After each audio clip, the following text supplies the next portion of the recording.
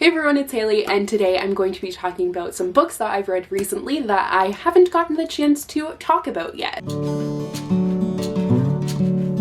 Me says that I want to do more lifestyle videos. Also me films a not lifestyle video. I still don't really know what I want to film yet, but one thing that I have realized is that I want to take the thought out of things and stop striving for perfection. So I'm on the floor. Revolutionary. Never been done before. Her depression is cured.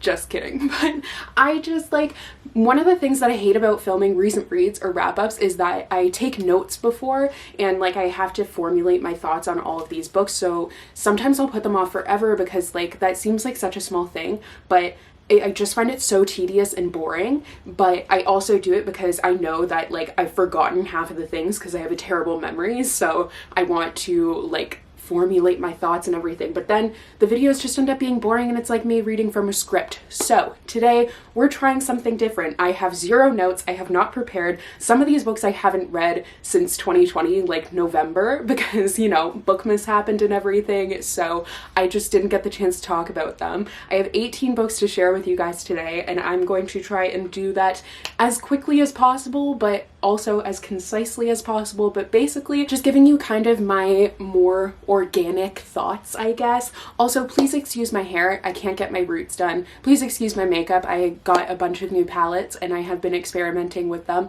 And please excuse my hair again because I got a Dyson Airwrap, which I also have been experimenting with and I'm not very good at it yet, but it is a process. So my appearance is interesting today, but let's just get into these books because there are a lot here and I am intimidated. I'm probably going to regret this. I actually was oh, I'm not going to set up lighting and anything. I was I'm just going to film. I am filming on my new vlog camera actually though, because I wanted to test that out. So I will be filming with my regular camera still for regular videos, but I just thought it seemed like a fun idea to kind of test it out today. Charlie is also beside me, but he's being camera shy, but he is there. He just also blends in with his bed.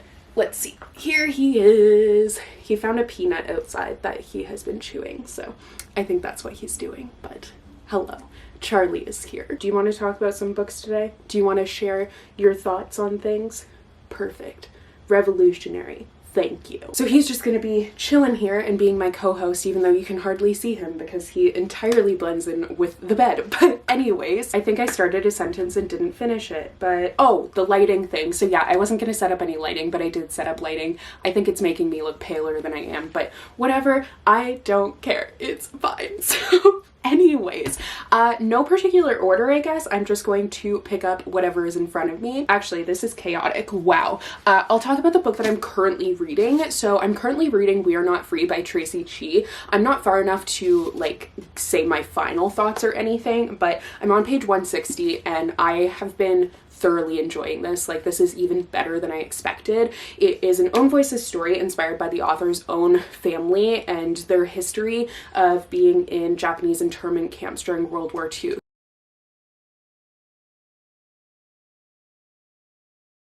So you're following 14 different teenagers, and I wasn't sure how that was going to work. I wasn't sure if it would just be multiple perspectives or kind of third person or whatever, but it's actually each chapter is a different perspective. So you get to see that one teenager that one time and then it moves on to another perspective. So it's it almost seems like a collection of short stories in that way, but it's a really cool writing style. It's super well written and I do love the fact that you get to see 14 sides of what's going on. So definitely a difficult read, but I'm learning a lot while reading it and it is super enjoyable. Charlie is literally chasing his tail right now in the background. Dude, what a mood. Wow. Anyways, I just wanted to mention this book because I am thoroughly enjoying it and I'm really glad that I found out about it because I hadn't heard about it and it's been a really pleasant surprise. So getting into the other stuff that I've read. So Ninth House by Leigh Bardugo. I actually did a reading vlog where I read this, so I'll link that down below for you guys, but I kind of I put this off for so long, and since I finally read it, by the way, I'm not really giving ratings anymore. I just find that they stress me out a little bit because I never really stick to them. My thoughts kind of change. But this one, I'm kind of torn. If I were to give it a rating, it'd be somewhere around a 4 or a 5. No, not a 5. It'd be closer to a 4. It was enjoyable, but it was not enjoyable. Like, it's definitely not a book that you're going to have fun reading, I guess. It's interesting, I think, is more the word that I'm looking for. This apparently is dark academia, which I didn't know, but like I see it because it's set at Yale. It deals with Yale secret societies, and there's also ghosts. So I think a lot of the concept took a lot for me to get into. It is very triggering content, so just do be aware of that. There are some parts that I had to skip over because of that, but I think overall I still was able to enjoy the story in a certain way, but like take enjoy with like a grain of salt. Like, it wasn't a fun time, but it did intrigue me. So I kind of had a hard time getting into this the first time I tried to read it when it first came out, but this time I was actually able to read it pretty quickly, and I did enjoy the character of Alex. Things didn't really go the way that I expected them to. Like, there are certain characters that I thought were going to be more prevalent, but they seemed to be more prevalent in like a past way, if that makes any sense. I did like the fact that it jumped between like past and present and the different seasons too. I think it was good for like November, fall, that time of year, and it's definitely very different for Leigh Bardugo. Like, I absolutely adore her writing, and I loved her writing in this one too, but it's so different than the other books that she has ever read. Charlie, what did you just discover your tale? Like, what is happening? So yeah, this is adult and paranormal, and it definitely is adult. Like, it is for a higher age range. It has, like I said, very triggering content, so I would check out the Goodreads page for any triggers that you might need to be aware of. Rape culture is definitely like a main topic of this, but it was an interesting time. Actually, speaking of, I read another Leigh Bardugo book, and that is Lives of Saints. So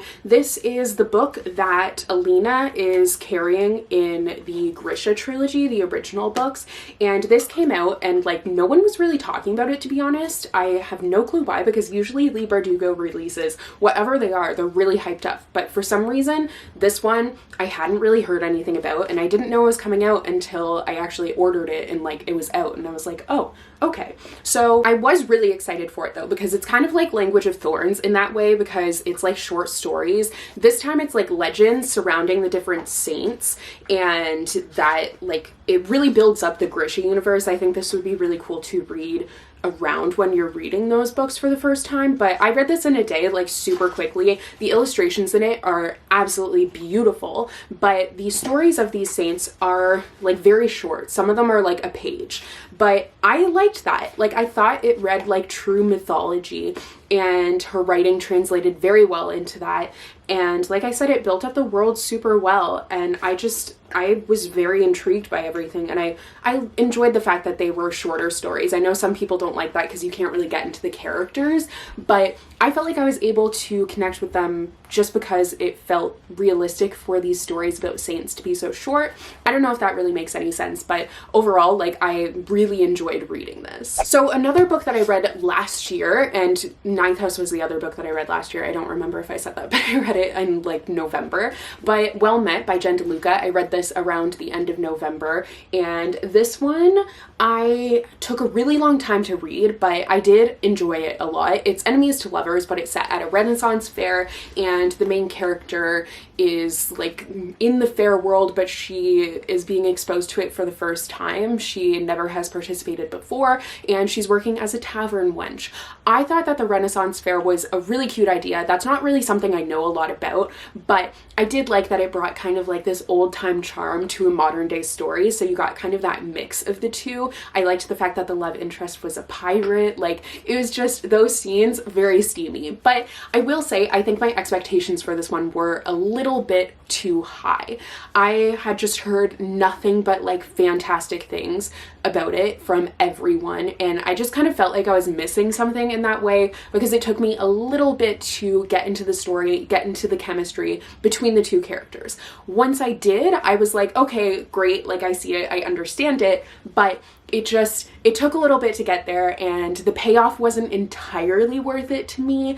But like, there were some scenes, like there's one scene kind of near the beginning in particular where like they're in character and everything, the hand fasting, like that I thought was super cute and I enjoyed that. But it's just like, I don't know. It just took me too long to really get into it. It was like a super cute romance, definitely different than the other romances I've read because I've never really read anything with a Renaissance fair, so I did like that it was a twist on the typical enemies to lovers story. Now do keep in mind enemies to lovers isn't my favorite trope, but I did think it was done like pretty well here. I guess it was kind of another instance where I didn't really see the foundation entirely for the enemies part, which is usually my issue with those kinds of stories, but I could get past it. Like, it was a fun read and I did like it. I don't really have anything on here actually that I didn't really like now that I'm thinking about it, so that's good. But next up is Punching the Air by Evie Zoboi and Yusef Salaam. So this is actually a novel in verse and it also has some illustrations in here, but Yusef Salaam is one of the exonerated 5. He was wrongly accused of a crime and did prison time because of it, and you have a main character in the story that is also facing that. So really a powerful story, and it just made me think about so many things: racism, police brutality, like the judicial system. It just was definitely a poignant read that is going to make you think. And this is actually my 3rd book by Evie Zoboi that I've read, and all of them have made me think and are books that I continue to revisit in my mind after I've read them, and this one was absolutely no exception. I loved the main character and the artistic aspect of the story and the creativity of it. Like, he's an artist and you're seeing him in this terrible situation. Like, it just is such a heart-wrenching read, but I do think it's one that is super, super important. I thought the writing was beautiful. Like, I've never read anything by Evie Zoboi in verse, so that was a nice twist on things. And like I said, the illustrations in here, if I can find any, I mean, they're just kind of like small illustrations. There's nothing huge, but they still added a lot to my reading experience. Like, just those different things really do add a lot for me as a reader. I enjoy that. It really brings me into the story. So I thought that this was really well done. Very hard to read, but a great read overall. Next is In a Holidaze by Christina Lauren. So I actually read this one in a reading vlog as well. This was one of my Bookmas reading vlogs, the last one actually, but I don't know if part of this is because the time when I was reading this I really wasn't doing well, or if it's just me. Like, I didn't dislike this by any means, but it's definitely not my favorite Christina Lauren book.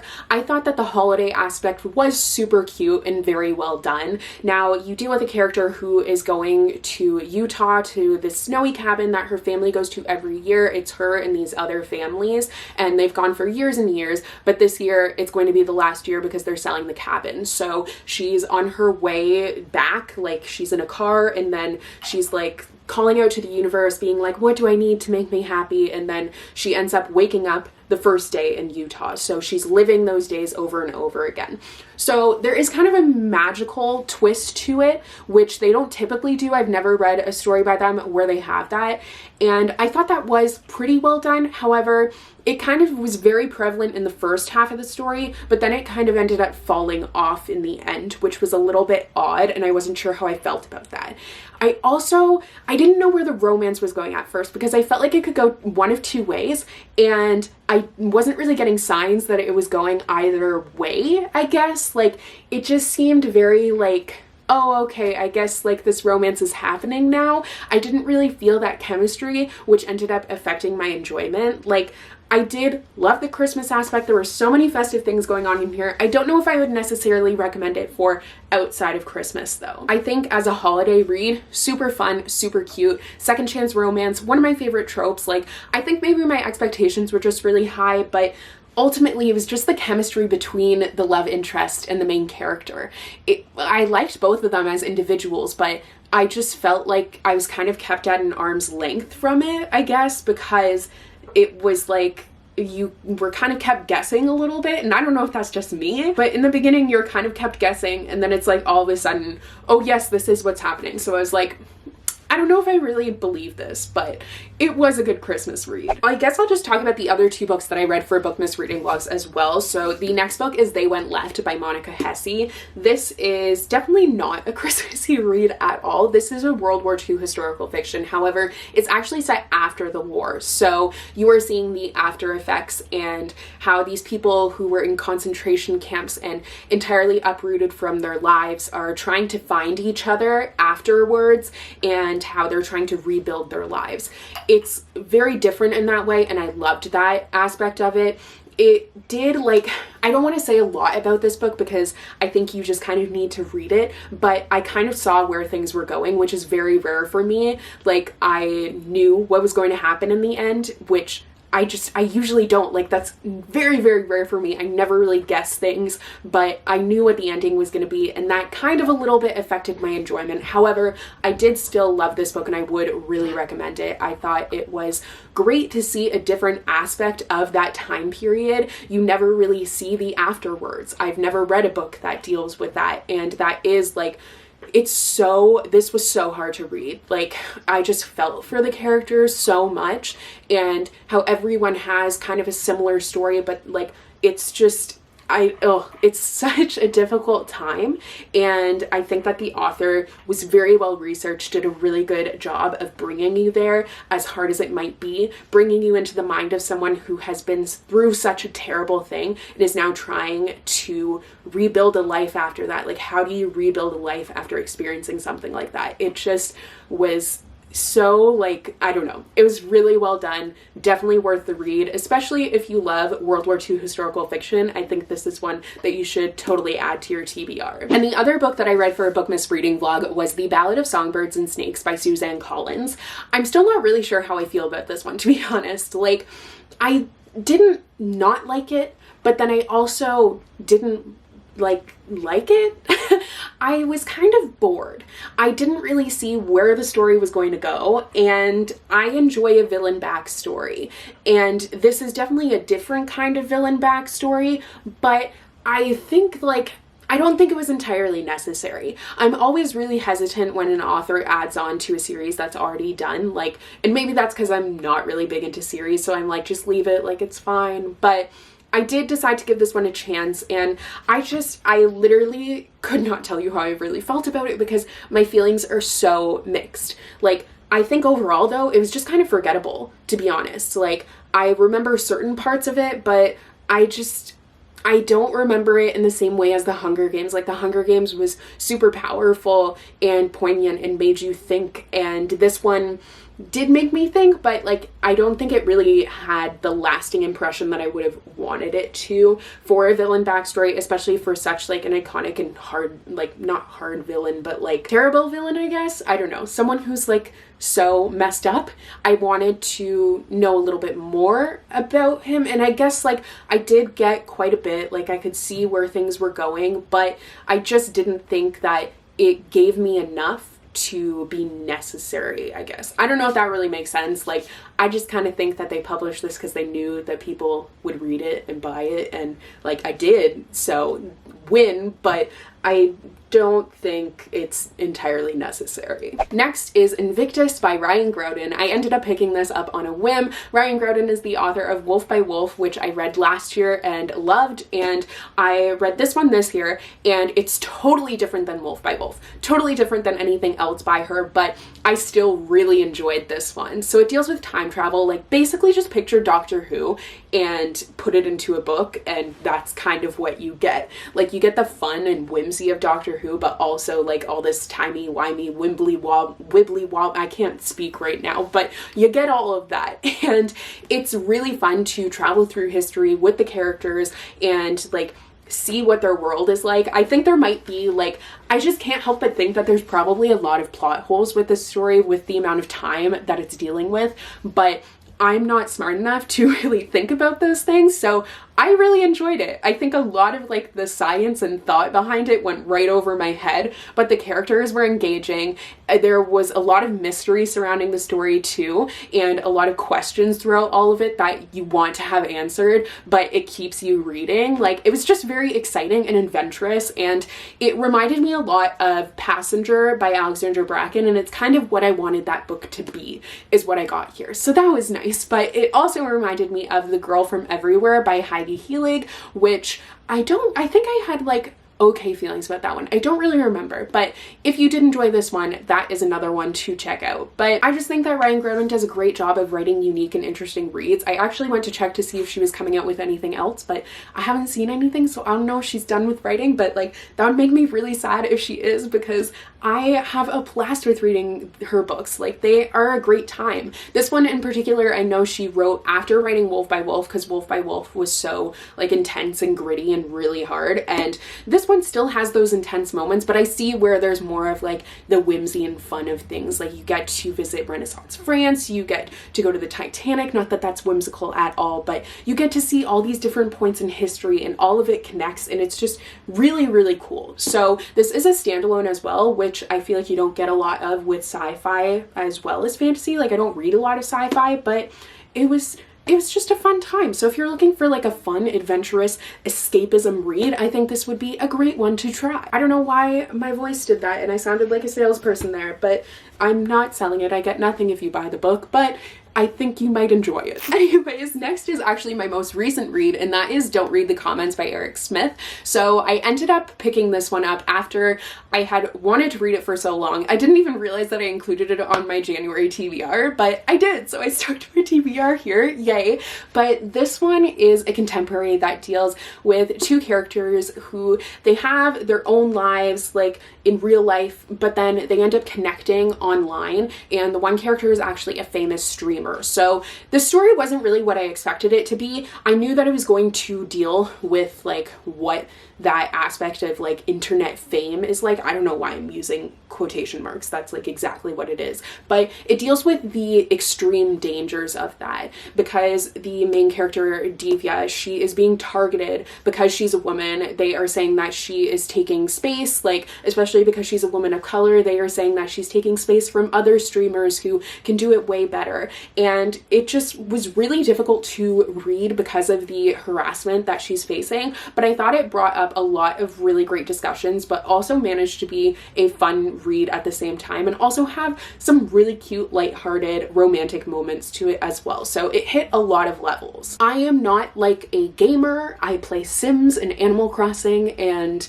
Pokemon, and like that's pretty much, I play very, very basic games, but I do know like about the gaming world. It really intimidates me. So to see it at the forefront of this story and see that gatekeeping really being discussed was very interesting. And it also like it kind of read like a fantasy in a way, because there were moments where they're in the game and they're connecting through that. Like, they don't see each other in real life, they are connecting through this video game, and you see this lovely relationship develop between the two of them, and you're like in space discovering planets with them. So you kind of have a little bit of a fantastical element too, and that was fun. And I just thought that it like brought up a lot of really great topics, but did it in a very interesting way, and had some super cute moments, which I really enjoyed. Next is Real Men Knit by Kwana Jackson. This is an adult romance, and it is like the cutest concept for an adult romance, because you have these brothers who they are adopted brothers, and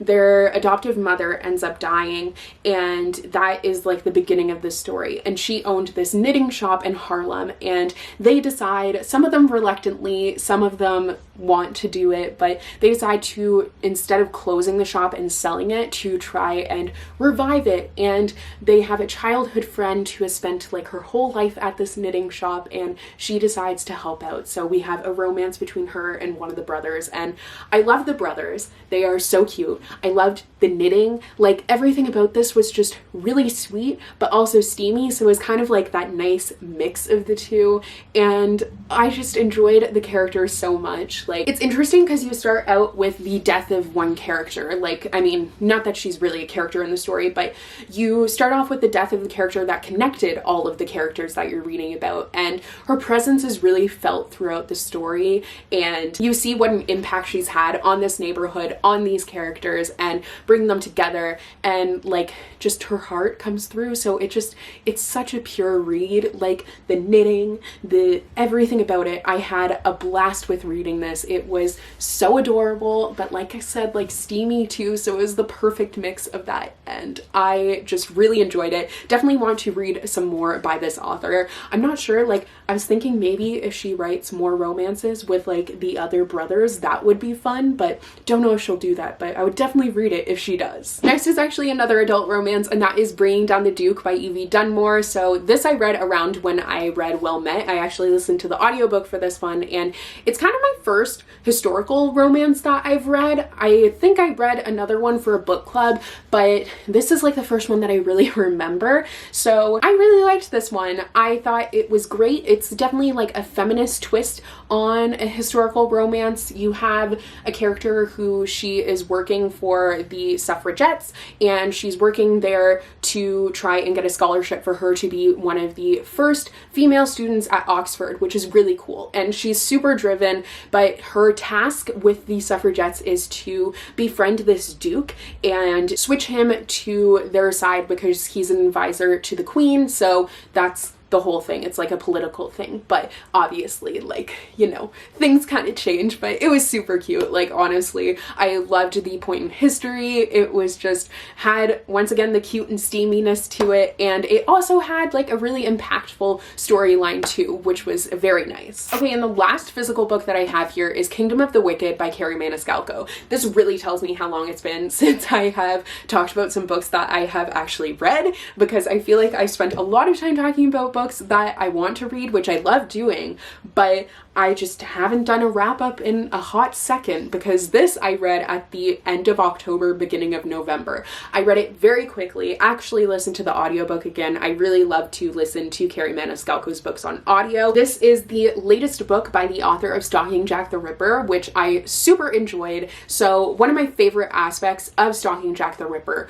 was the romance. She writes a really good steamy romance. So I was expecting that from here, and I definitely did get it. So this is actually set in, I don't know if I'm just dumb, but I don't think it ever really says the time period, but it's set in like, I want to say like a Victorian sort of version of Italy. So I liked the fact that it was set in Italy. Never really read anything set there, but you follow twins, except the one twin has been murdered very brutally at the beginning of the book. So they're also witches, by the way. I don't know why I always forget that aspect, but they are witches, and her surviving twin sets out to avenge her death, figure out who did it, all of that stuff. And in doing that, she ends up making a deal with this demon prince. So he, you know, you got a demon prince, and he is just chef's kiss.